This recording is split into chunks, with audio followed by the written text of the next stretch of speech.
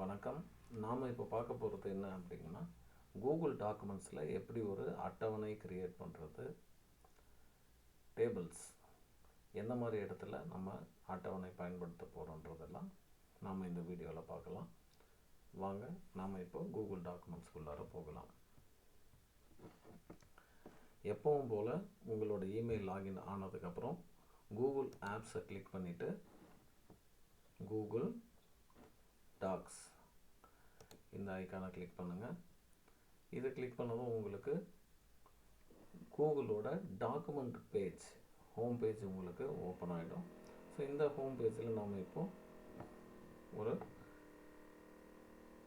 டாக்குமெண்ட்டை நம்ம ஓப்பன் பண்ணலாம். நம்ம ஏற்கனவே என்னென்ன டாக்குமெண்ட் எல்லாம் பயன்படுத்தணுமோ அது எல்லாமே இங்கே காட்டிக்கிட்டு இருக்கு. நம்ம வேணுங்கிற டாக்குமெண்ட்டை இப்போ பயன்படுத்தலாம். நான் இப்போ புதுசாக ஒரு டாக்குமெண்ட்டை யூஸ் பண்ண போகிறேன்னு வச்சுக்கோங்க.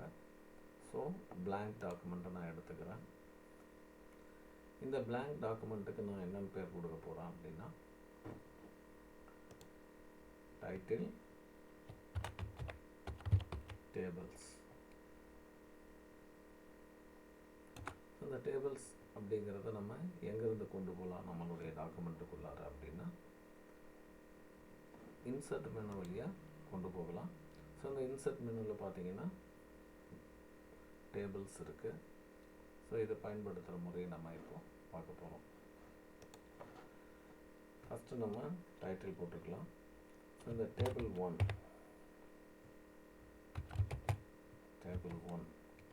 நான் எதுக்காக பயன்படுத்த போகிறேன் அப்படின்னா,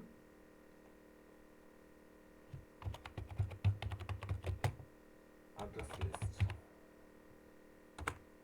ஸோ இந்த அட்ரஸ் லிஸ்ட்டில் நமக்கு என்னெல்லாம் தேவைப்படும்னு நீங்கள் முதல்ல டிசைட் பண்ணுங்கள்.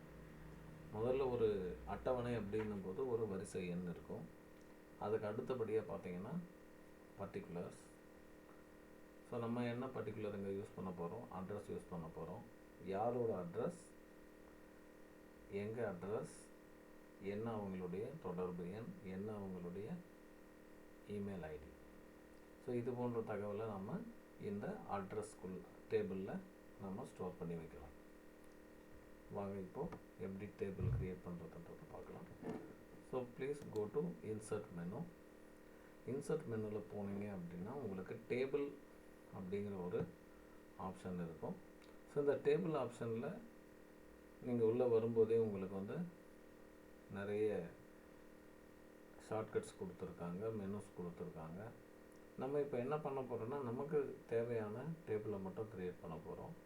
ஸோ இதில் நான் எனக்கு வரிசை எண், பேர், அட்ரஸ், கான்டாக்ட் நம்பர், நெக்ஸ்ட்டு கடைசியாக அவங்களுடைய இமெயில் ஐடி, இது மட்டும் இருந்தால் போதும்னு சொல்லி நான் எடுக்க போகிறேன். ஸோ இதுக்கு எனக்கு தேவையான columns, rose, left to right இருக்கிறதுக்கு பேர் வந்துட்டு ரோஸ் சொல்லுவோம். டாப் டு பாட்டம் இருக்கிறதுக்கு பேர் வந்துட்டு காலம்ஸ் சொல்லுவோம் இங்கே. ஸோ இப்போ நான் ஜஸ்ட் ஒரு 2, 3, 5 லைன் எடுத்துக்கிறேன். 5 into 5, 5 ரோ 5 காலம் இருக்கக்கூடிய ஒரு டேபிளை நான் க்ரியேட் பண்ண போகிறேன். ஸோ இதை க்ரியேட் பண்ணிவிட்டு கிளிக் பண்ணிங்க. கிளிக் பண்ணதுமே உங்களுக்கு டேபிளோட கண்டென்ட்டை டைப் பண்ணக்கூடிய இடம் வந்துடும்.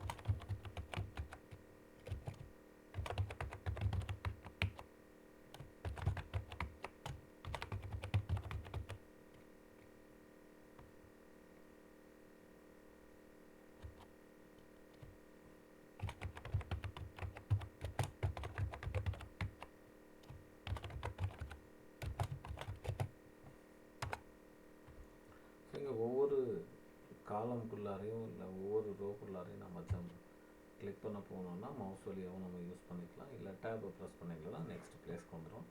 ஃபார் எக்ஸாம்பிள் இப்போ நான் வந்துட்டு ஒரு நார்மலான ஒரு சீரியல் நம்பரோட ஒரு அட்ரஸ் ஆட் பண்ண போகிறேன்.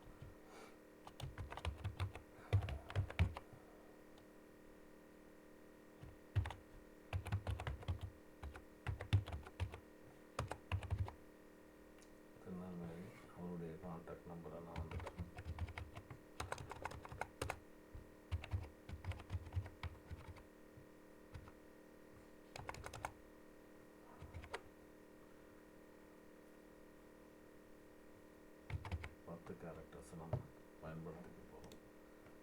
இமெயில் ஐடி அப்படிங்கிறது உங்களுக்கு தெரியும். ஒரு நேம் அட்டு என்ன இமெயில் ஐடி கம்பெனியோ அந்த கம்பெனியை நம்ம யூஸ் பேரை போட போகிறோம்.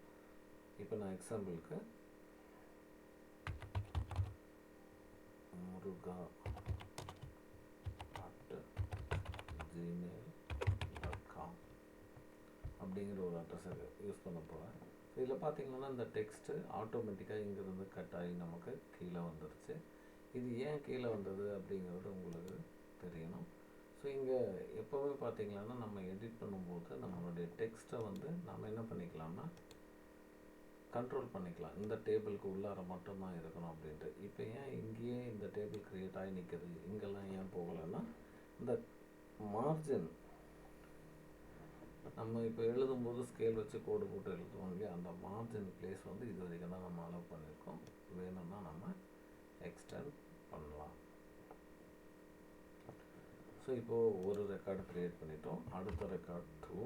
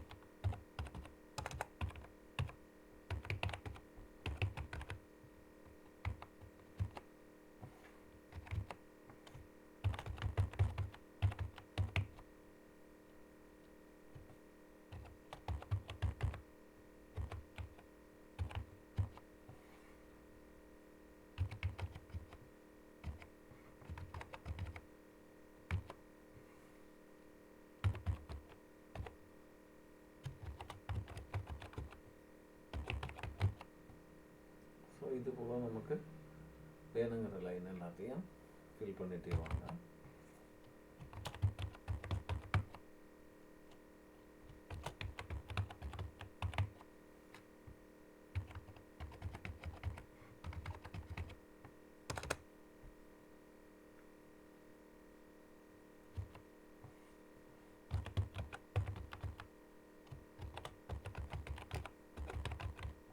இப்போ எனக்கு அடிஷ்னலாக இன்னொரு லைன் இன்ஸ்டால் பண்ணணும்.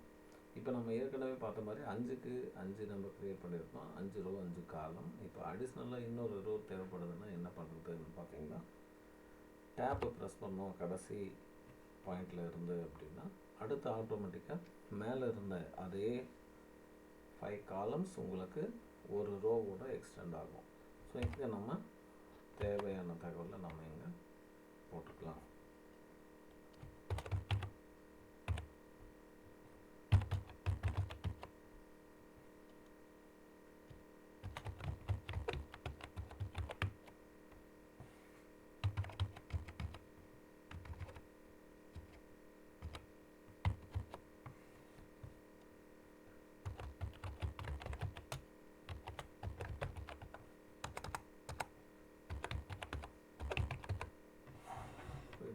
நமக்கு தேவையான ஒரு டேபிள் க்ரியேட் பண்ணிட்டோம்.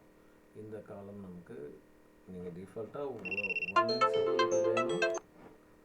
1 இன்ச் உங்களுக்கு இருக்கணும். ஸ்பேஸ் வந்து லெஃப்ட் சைடு வேணும் அப்படின்னா கட்டாயம் இதை ஃபாலோ பண்ணுங்கள். இல்லைன்னா நீங்கள் இதை அட்ஜஸ்ட் பண்ணிக்கலாம். ஃபார் எக்ஸாம்பிள் இப்போ நான் வந்து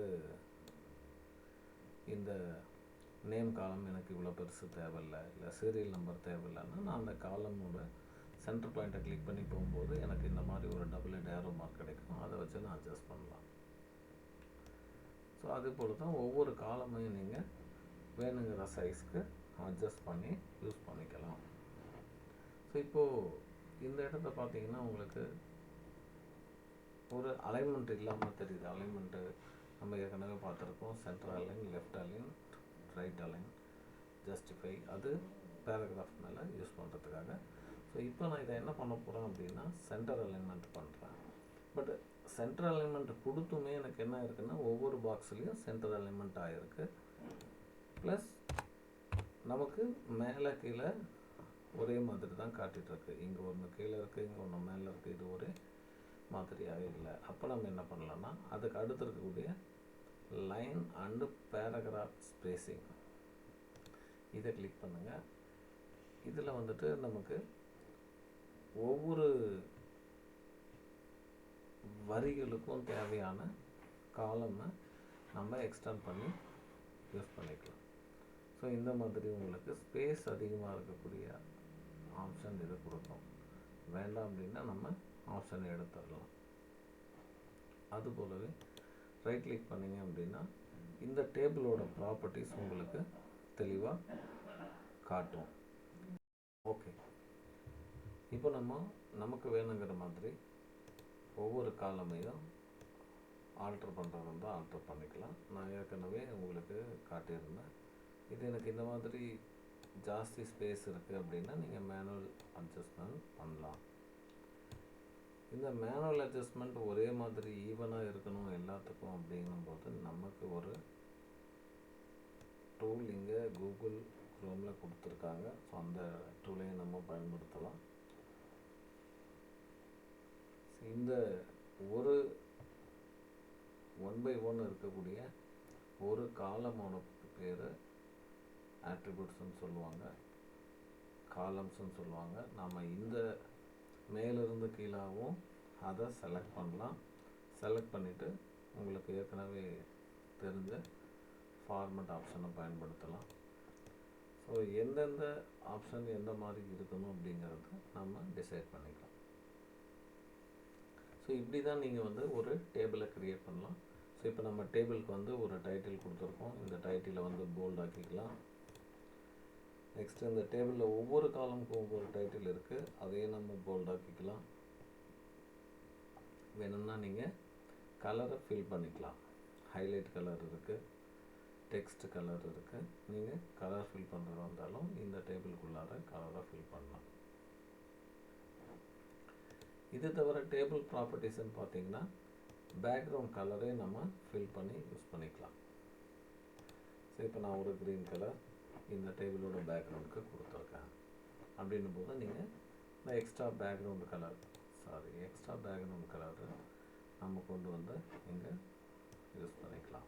எந்த இடத்துல நீங்கள் ஃபில் பண்ணணுமோ அதை செலக்ட் பண்ணிவிட்டு இந்த 3 டாட்ஸ் மெனுக்கு போனீங்க அப்படின்னா உங்களுக்கு இந்த ஃபில் ஆப்ஷன் கிடைக்கும். பேக்ரவுண்ட் கலர் இது பார்டர்ஸோட கலர். இந்த ஒவ்வொரு பாக்ஸுக்கும் ஒரு கோடு இருக்குது இல்லையா, இந்த கோட்டுக்கு நம்ம வேணும்னா கலர் மாற்றிக்கலாம்.